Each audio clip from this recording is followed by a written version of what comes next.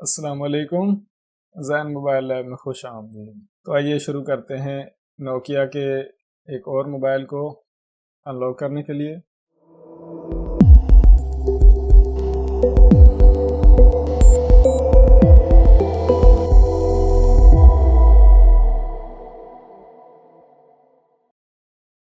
Mobile है Nokia 106 और यहाँ पर से आप इसको चेक करें। बैक ओपन करके इसका टीए आप मॉडल देख सकते हैं, टीए 1114।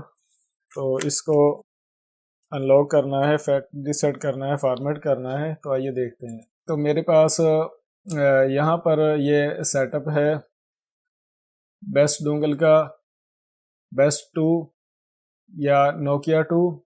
तो यहाँ से सेलेक्ट करें नोकिया MTK और यहाँ से मॉडल भी इसका है, ये भी आप सेलेक्ट कर लें और इसको मॉडल सेलेक्ट करके रीसेट सेटिंग्स करें या फैक्ट्री रीसेट पर भी टिक कर लें और रीसेट सेटिंग्स करें। तो मैं इस मोबाइल को कनेक्ट करता हूँ।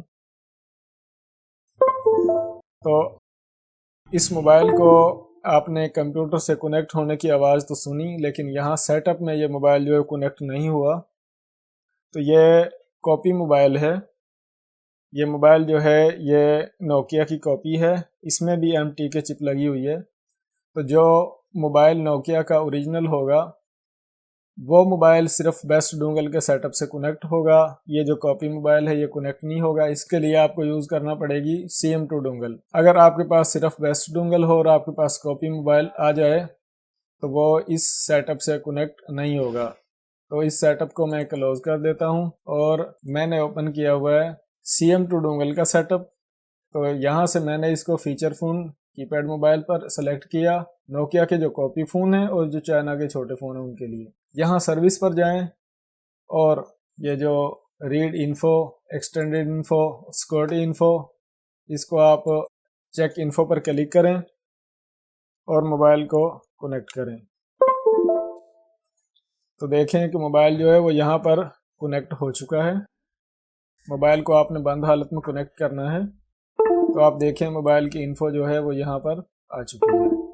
ये जो कॉपी मोबाइल हैं इनमें ज़्यादातर IME का इशू होता है। अगर इनको फॉर्मेट रीसेट कर दें तो ये IME का मसला करते हैं, इनवर्ल्ड सिम वगैरह की प्रॉब्लम आ जाती है। तो यहाँ पर आप जाएं, जहाँ पर यूज़र डेटा लिखा हुआ है और ये जो रीड यूज़र कोड या टिक ना लगाएं तो रीसेट यूज़र कोड, तो इसको आप टिक कर लें। रीड यूज़र कोड जो है इसको क्लिक करें, USB केबल को रिमूव कर लें और फिर दोबारा से उसको कनेक्ट करें।